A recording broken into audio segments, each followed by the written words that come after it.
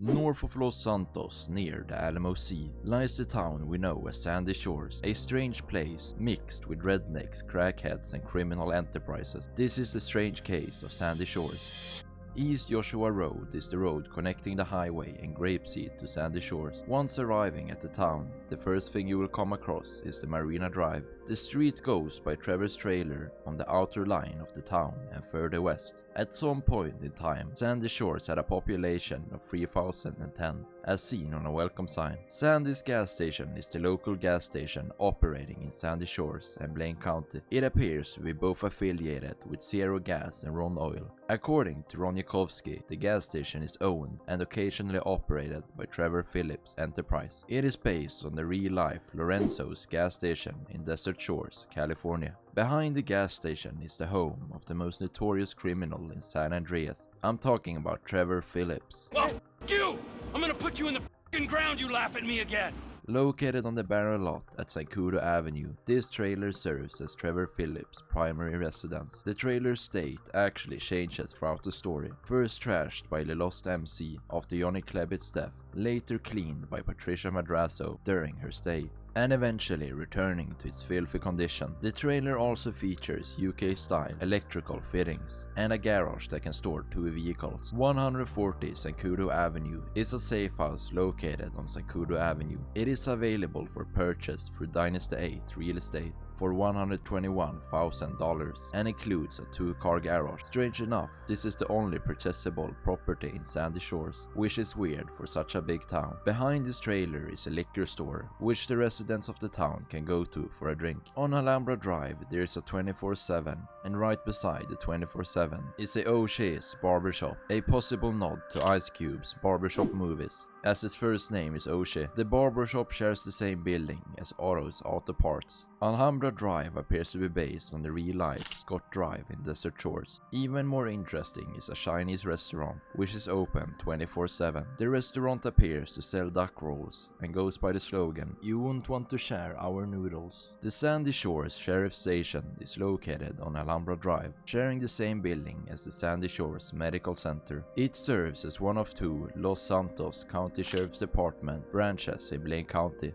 Outside, an American flag and a sheriff flag can be seen. If the player is busted in southeastern Blaine County, they will respawn here. In GTA Online, the interior becomes accessible during certain missions, like business battles, where players can hack police computers to locate goods. 7184 Shola Springs Avenue is located on the north side of Shola Springs Avenue. Unlike many homes in Sandy Shores, the house is well maintained, with an intact white picket fence at the front and around the garden on the west side. The owners of the home are seemingly Polly Patterson and Brandon Patterson, as implied by windowsills. The house is a replica of the 2155th First Street in Bombay Beach, California. Compared to many other towns, Sandy Shores do actually have some known residents. As we all probably already know, Ron Yakovsky lives here and is Trevor's neighbor. Other characters like Cletus, Wallace, Melvin, and even Cletus' sister live here.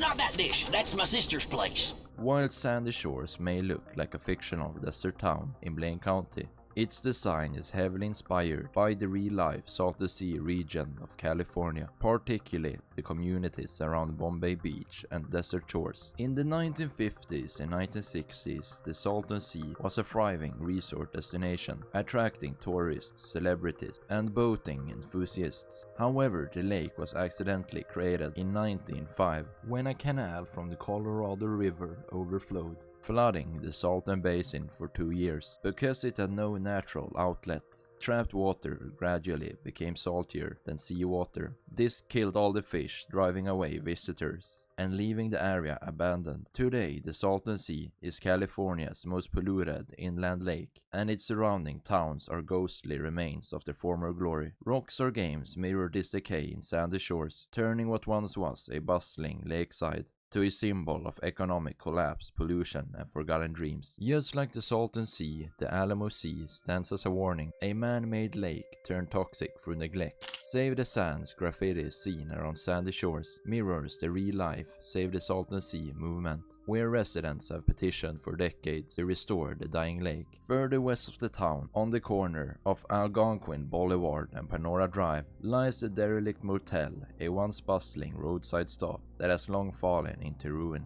The large L-shaped structure is made up of 4 double-story blocks wrapped around a cracked courtyard, where the remains of a swimming pool and a tennis court still stand. The old office building sits at the front, beneath a faded sign. Today, the motel is completely abandoned. Before the events of GTA 5, the place was used by the Lost MC, and later by the Ballers for criminal operations. By the time Trevor arrives in Sandy Shores, the building stands empty, though it's still in use in the mission target practice. The motel is based on the real-life North Shore Motel, which was demolished years before GTA 5 takes place, leaving behind only the memory of what once was, much like the town of Sandy Shores itself. At the end of Algonquin Boulevard stands Liquor Ace, one of the most recognizable landmarks in Sandy Shores. Once just a small run-down liquor store, it eventually became infamous as the headquarters of Trevor Phillips Enterprises. The building itself is covered in faded signs advertising cheap beer and snacks. Inside, the store works as both a local convenience stop